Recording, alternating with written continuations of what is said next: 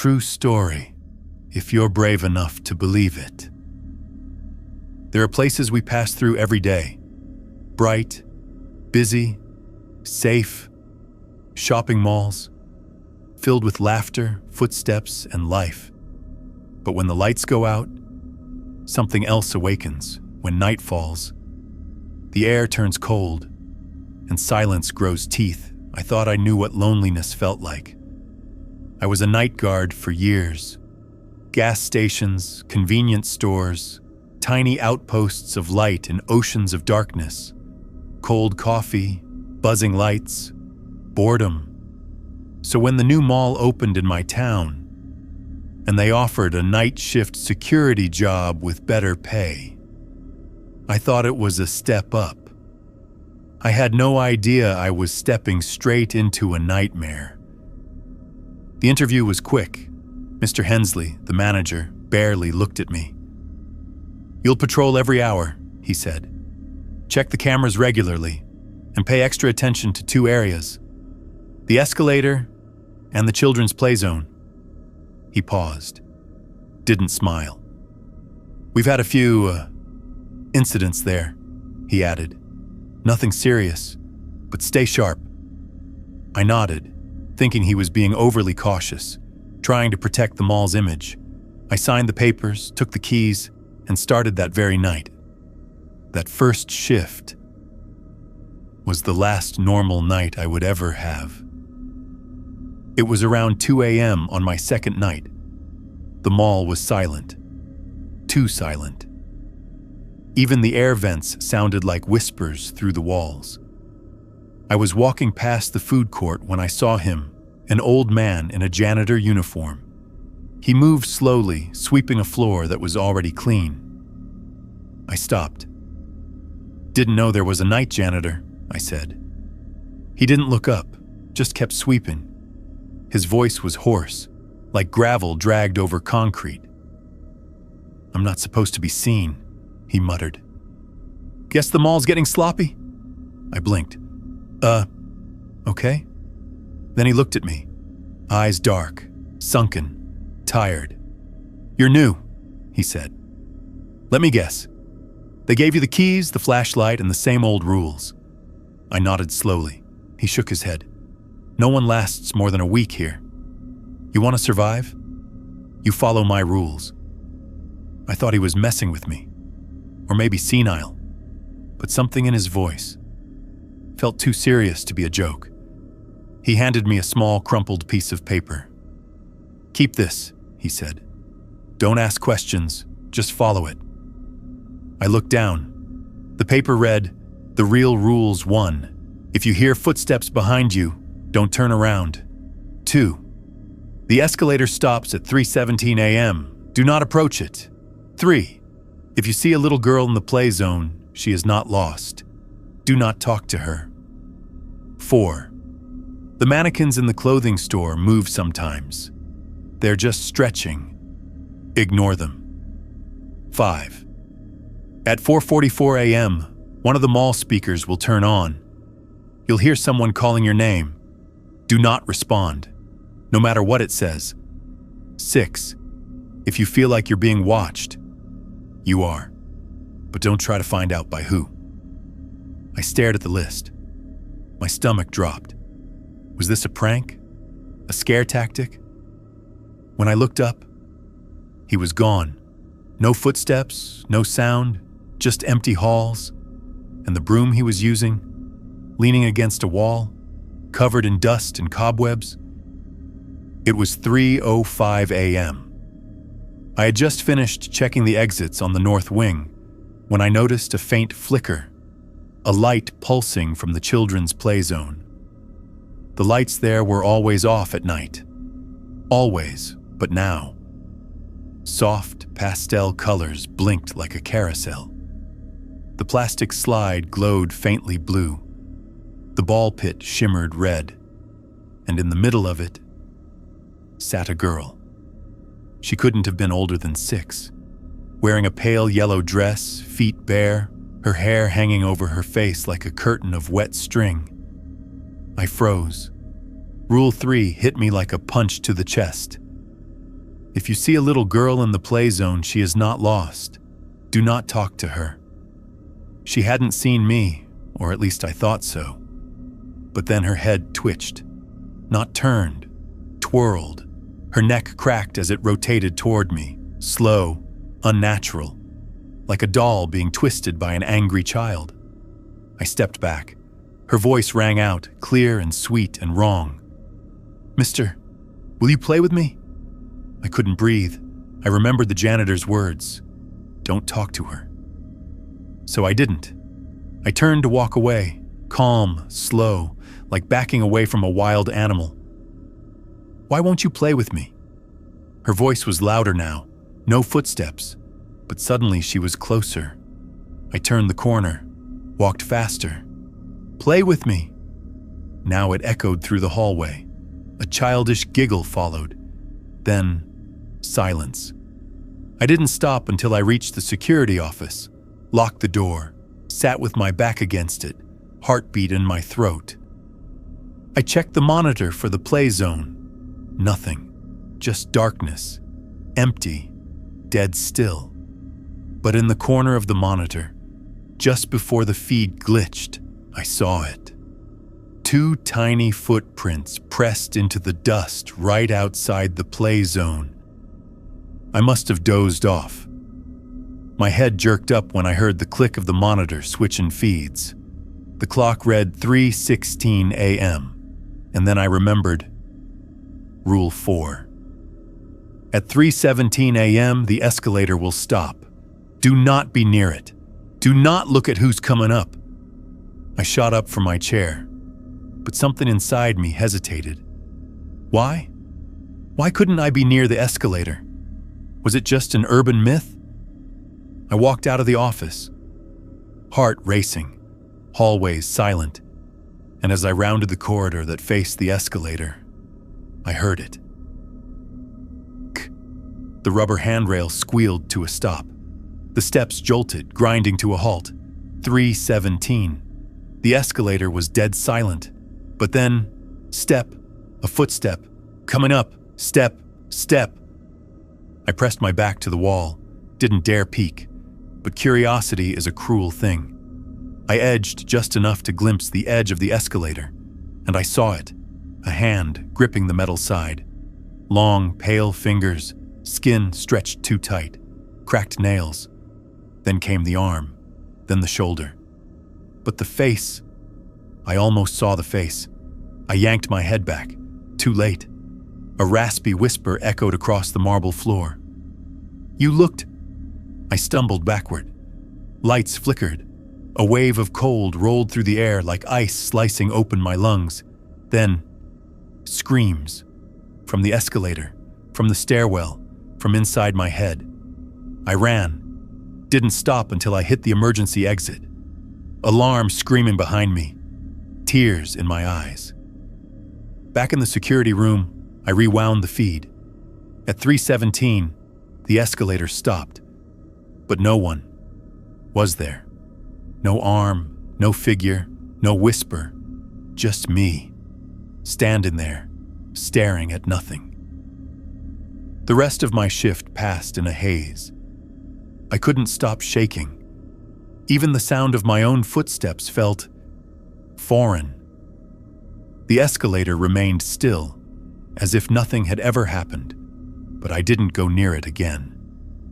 At 4:42 a.m., the intercom crackled to life. "Maintenance, report to the West Wing." I froze. That wasn't me. I hadn't touched the radio. I picked it up, voice trembling. "This is security. There's no maintenance scheduled tonight." Silence. Then, "Copy that. On my way." Who the hell was that? There was no one else on duty. I checked the staff roster. Maintenance ended at 10 p.m. Only I had clearance after midnight. And yet, minutes later, I saw him. On camera 12, a man in a staff uniform, blue overalls, name tag blurred, face obscured by a shadow that just stuck to him. He walked with a limp, dragging his left leg behind him like it wasn't attached properly. Down the corridor, past the food court, toward the West Wing. I zoomed in. My blood ran cold. The man stopped, looked directly at the camera, into it, and smiled. Not a human smile. Too wide, too many teeth. He raised one hand and waved, then turned, walked into the janitor's closet. I bolted from the security room. When I reached the west wing, the closet was locked from the inside. I banged on it. "Who's in there?" No response. Then a soft, low voice from the other side. "This isn't your shift." I stepped back, heart hammering. Suddenly, the door creaked open. Darkness inside. No one there. Just the faint smell of bleach and something else. Rotting meat. I slammed the door shut, locked it, and never spoke of it again. They warned me about this one. Sort of. Back when I first started. One of the older guards, Tom, said, "Don't look the mannequins in the eye after midnight. They don't like it." I thought he was joking. I wish he was. It happened around 1:15 a.m. The feed from the department store glitched. Just for a second, then I saw it. One of the mannequins was facing the wrong direction. It had been looking straight ahead earlier. Now, it was turned, looking toward the security camera. I rewound the footage, frame by frame, and there it was, between two frames. It moved, not with a step, not with a stumble, just shifted, like reality blinked. I stared at it, froze the frame. A female figure, plastic white skin, no eyes, just hollows where eyes should be. But I couldn't look away. Then the lights in the store flickered. And when they came back on, the mannequin was no longer in frame. I scanned the feed. Nothing. I switched to camera 15, covering the side aisle. There. It stood at the end of the corridor, facing me, closer. I switched to camera 16. Now it was right in front of the fitting rooms, too close, too fast. I rushed to the store. All the lights were off, except one. A flickering ceiling light above the women's section. And there, in the middle of the aisle, 6 mannequins. But I remembered only 5 being there. They were arranged in a semicircle, like they were waiting for someone, or something. I stepped forward. Then I heard it, a plastic foot sliding against tile. I turned.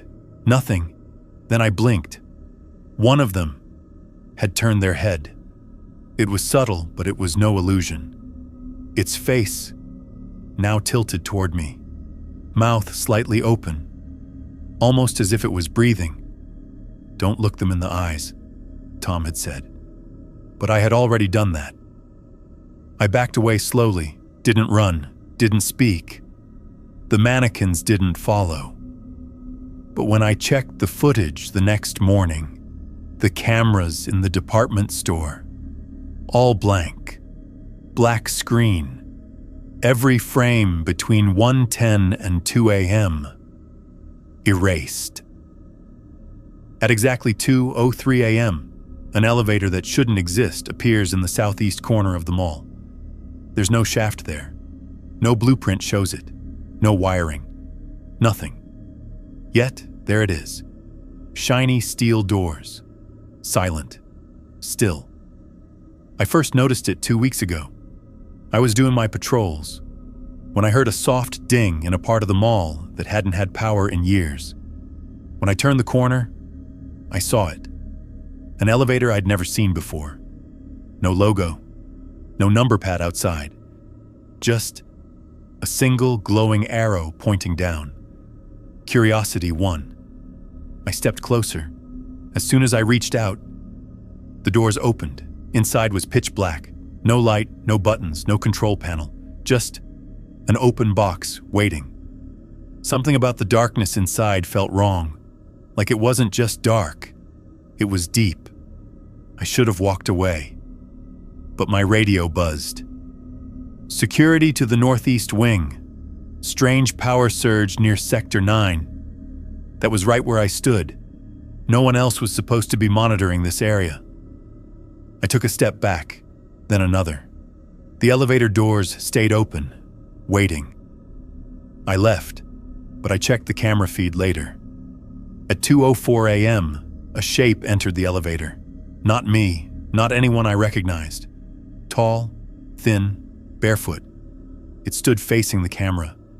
Then, just before the doors closed, it waved. The footage cut out there. No timestamp, no exit recorded. The next night, there was no elevator. I checked the corner where it appeared. Nothing, just bare concrete. And yet, every few nights since then, at exactly 2:03 a.m., the ding returns. Software inviting, like it's calling someone. Maybe one night, it'll call me. There's an old boutique on the second floor, Clara's Collection. It shut down in 2011 after the owner vanished during business hours. No break-in, no body, just gone. They sealed the place off, covered the glass with black vinyl. No one has touched it since. But every night, around 2:30 a.m., the vinyl peels back, just a little, just enough to see her. A woman, standing motionless inside the boutique, dressed in vintage 1950s clothing, pale, eyes wide open. She stares directly at you. No blinking, no movement, just watching. I've seen her more than once. The first time I thought it was a mannequin, but mannequins don't fog the glass when they breathe. They don't tilt their heads, and they definitely don't smile, as if they've been waiting for you. I called it in. My supervisor told me I was overtired, that the boutique was sealed.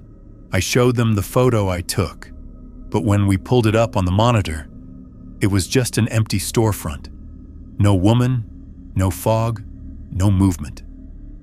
I returned later that night, alone, and sure enough, there she was again, closer to the glass this time, her hand pressed against it, mouth slightly open, as if about to speak.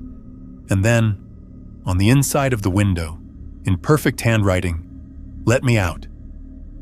I blinked, and the writing was gone.